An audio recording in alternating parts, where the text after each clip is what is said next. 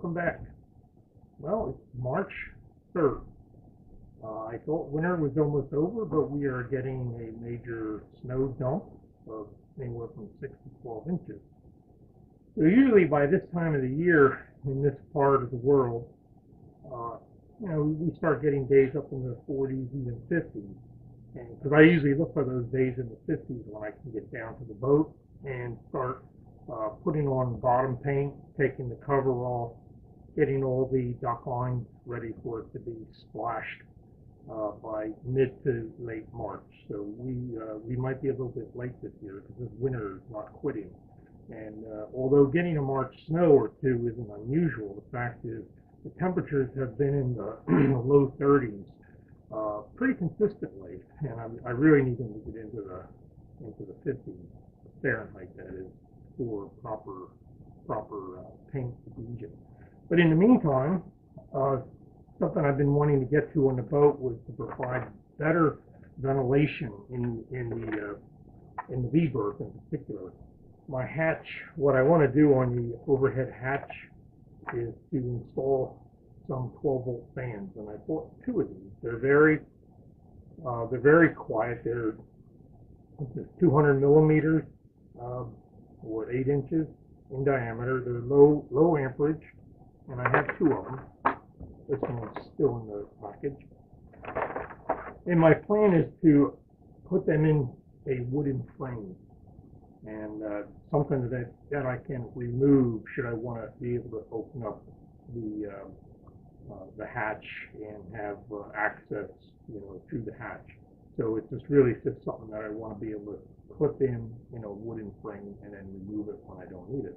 What I'm doing right now is I have the dimensions of the interior of the hatch opening, and I want to lay that out on this grid paper and then mock up some type of wooden frame that I'll make out of teak. Anyway, stay tuned. That's what I'm working on. So last time I was on the boat, I took some dimensions of the forward hatch. So I'm going to lay that out on this paper, see how it comes out.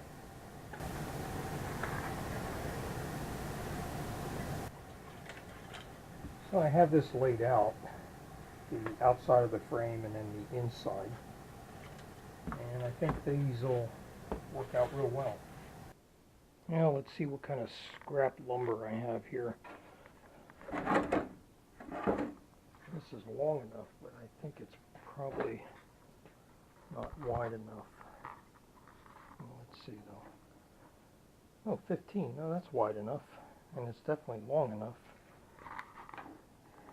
Need like 19 3/4. So yeah, I'd have to, I don't know what about all this stuff is epoxied on. It was a project for a seat for my dinghy that turned out to not really be what I wanted. So I don't know if I want to tear that apart or not. Here's something.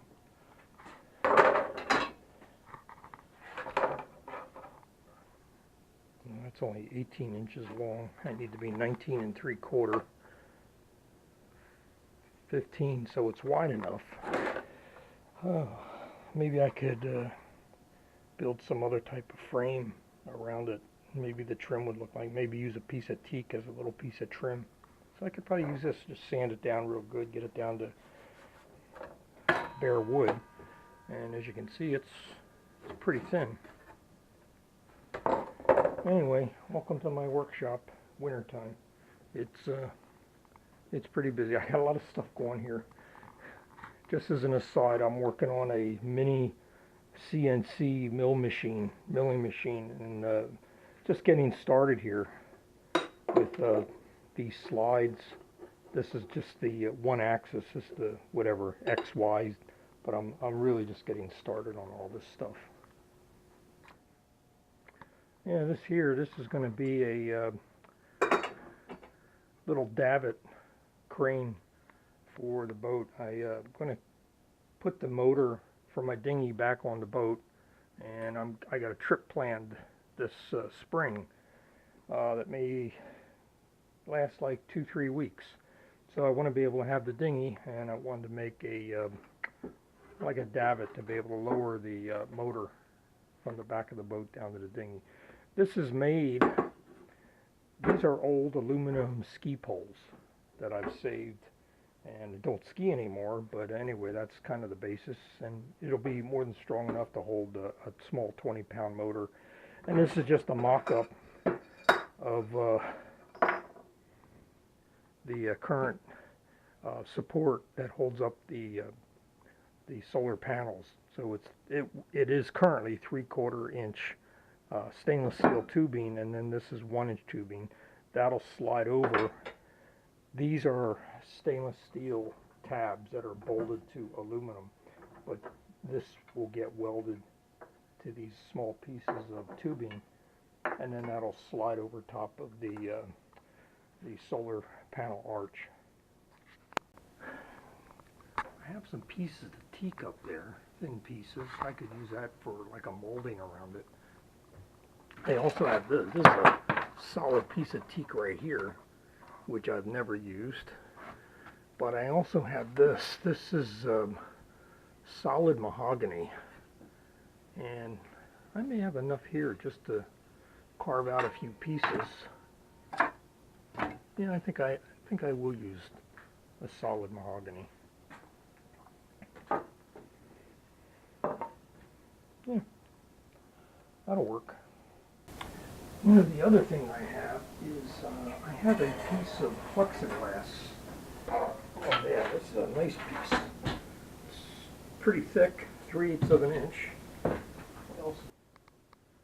Oh yeah, 24 inches, and so I can make this the long end and still cut down to here. So I only need about that much of it. Perfect. Perfect.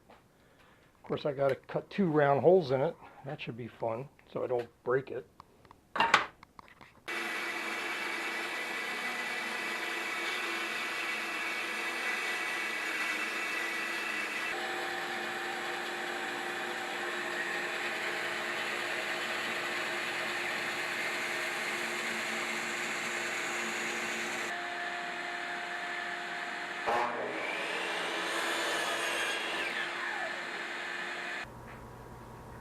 Well, okay, decision time. I can either use this thin wood, the advantage would be it's easy to cut, or I can use this 3/8 inch plexiglass. The advantage is it will let some light in, but it's not going to be easy to cut and drill. My concern is I start making these big circle cuts in the plexiglass and it's going to crack.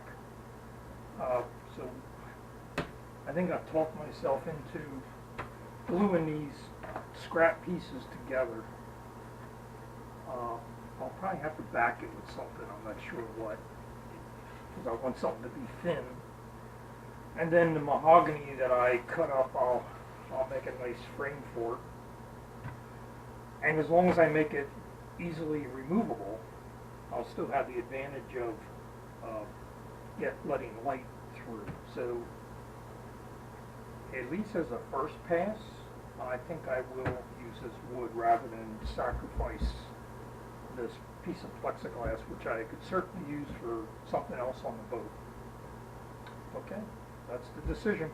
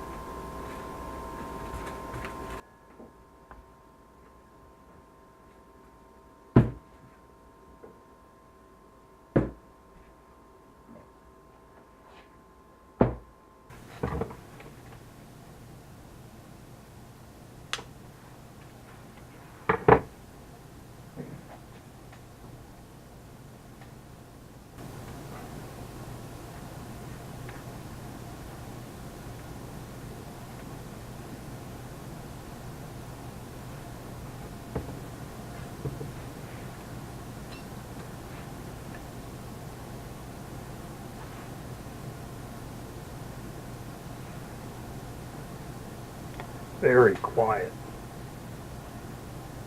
which is what I wanted. Okay, I got both of these hooked up now.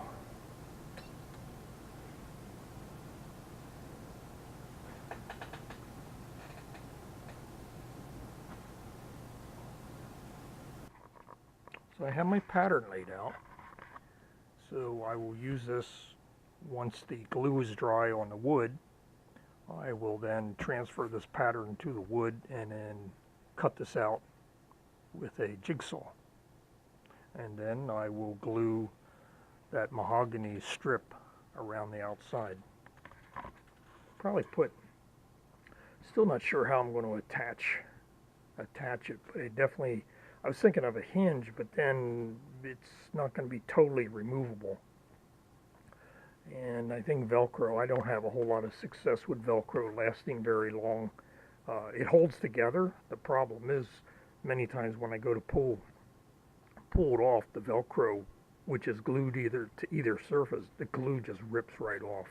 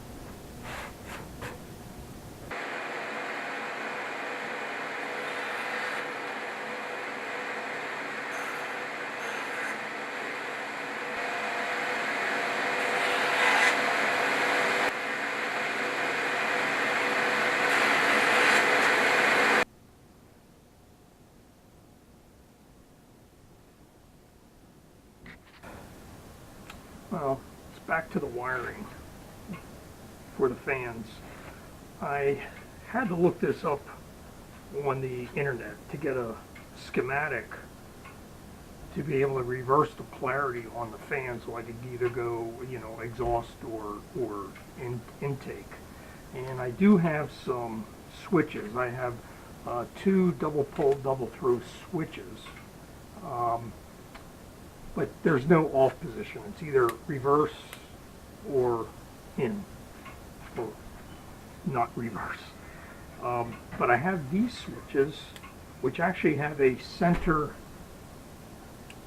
off position, which is nice. So I can let the fan coast down before I change direction. And there's 3 terminals. But like I said, I had to look this up on the internet to get the wiring correct. And I have it here, which I'll show you. And it's not going to make any sense looking at it, but it does work. So here it is. You have a hot and neutral, or plus or minus. And through these series of switches, we can get the positive to go through the motor changing direction. And I can do that with 2 switches like this.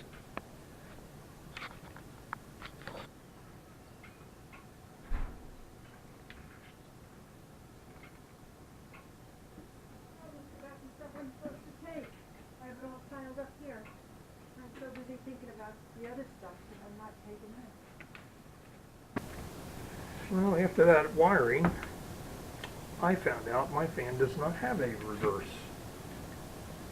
I thought all DC fans had reverse. So I will look this up on the internet to see why. I mean, obviously you can see the fan blades are curved in such a way that they're most efficient in one direction. But all the other, and this is really just an oversized computer fan. And all the other fans I have, the little ones, they all reverse direction. So I'm not sure what this one is, but I just did all this wiring, and it may not work. Well, at least work the way I had intended it to work.